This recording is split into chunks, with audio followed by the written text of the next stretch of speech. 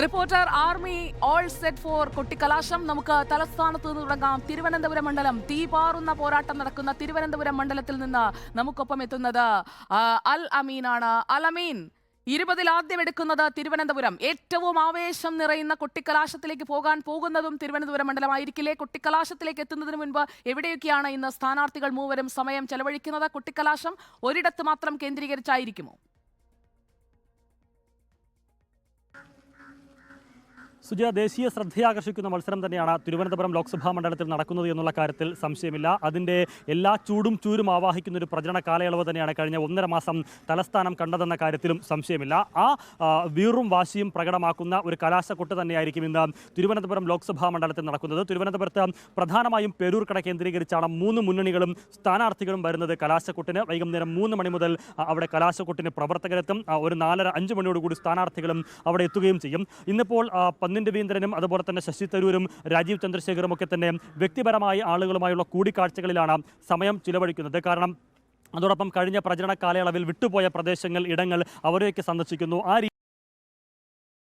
മൂവരും സജ്ജീകരിച്ചിരിക്കുന്നത്. എന്ന് മാത്രമല്ല, ശശി തരൂർ അല്പം കൂടി കഴിയുമ്പോൾ വലിയതുറ ഭാഗത്ത്, വേളി ഭാഗത്ത് നിന്ന് റോഡ് ഷോ ആരംഭിക്കുകയും ചെയ്യും. അങ്ങനെ അവസാന മണിക്കൂറിൽ അവസാന വോട്ട് മുറപ്പിക്കുന്നതിനുള്ള ശ്രമങ്ങളും നീക്കങ്ങളുമാണ് മുന്നണികൾ നടത്തിക്കൊണ്ടിരിക്കുന്നത്.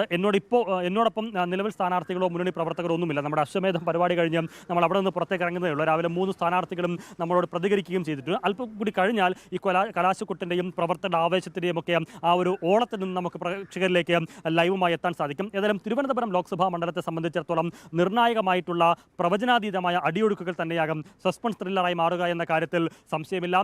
LDF ആകട്ടെ, UDF ആകട്ടെ, NDA ആകട്ടെ, മൂവരും വലിയ വിജയപ്രതീക്ഷയിലും അതുപോലെ തന്നെ അവകാശവാദങ്ങളിലുമാണ്.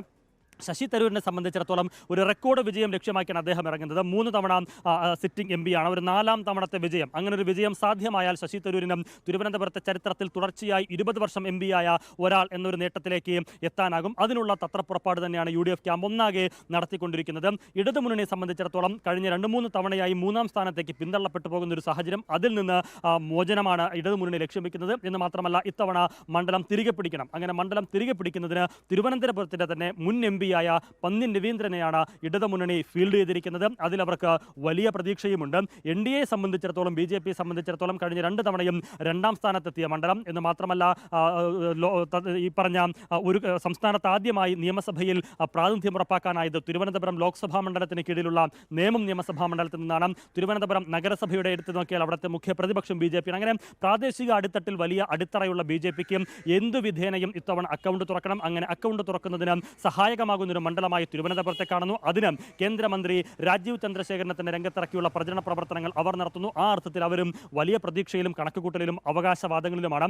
ഇങ്ങനെ മുന്നണികളും സ്ഥാനാർത്ഥികളും പാർട്ടി നേതാക്കളും ഒക്കെ അവകാശവാദങ്ങൾ ആവർത്തിക്കുമ്പോഴും അടിയൊഴുക്കുകളിൽ വലിയ ആശങ്കയുണ്ട് നേതൃത്വത്തിന്. പ്രത്യേകിച്ച് തിരുവനന്തപുരത്തെ സംബന്ധിച്ചിടത്തോളം ലത്തീൻ സഭയുടെയും CSI സഭയുടെയും നിലപാടുകൾ ഏറെ നിർണായകമാണ്. അതോടൊപ്പം മുസ്ലിം ന്യൂനപക്ഷ വോട്ടുകളുടെ ഏകീകരണം അതിപ്രധാനമാണ്. അതോടൊപ്പം നെയ്യാറ്റിൻകര പാറശാല മേഖലയിലേക്ക് പോയി കഴിഞ്ഞാൽ നാടാർ വോട്ടുകൾ വളരെ പ്രധാനമാണ്. അവരുടെ നിലപാട് ഏറെ സ്വാധീനിക്കും ഈ തെരഞ്ഞെടുപ്പിൽ എന്നുള്ള കാര്യത്തിൽ സംശയമില്ല. ഒപ്പം സംസ്ഥാന തലസ്ഥാനമാണ് തിരുവനന്തപുരം. അവിടെ വികസനമില്ല.